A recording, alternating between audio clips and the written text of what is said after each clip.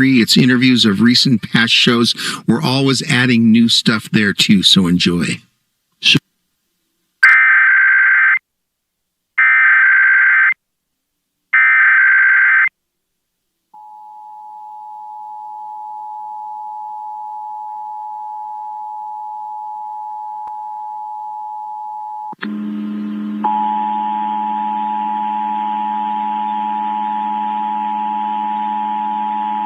This station is testing the Connecticut statewide emergency alert system, a system that can quickly warn in the event of an emergency is being tested.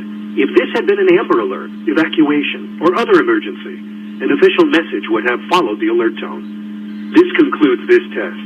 Brought to you by the Connecticut Department of Emergency Services and Public Protection.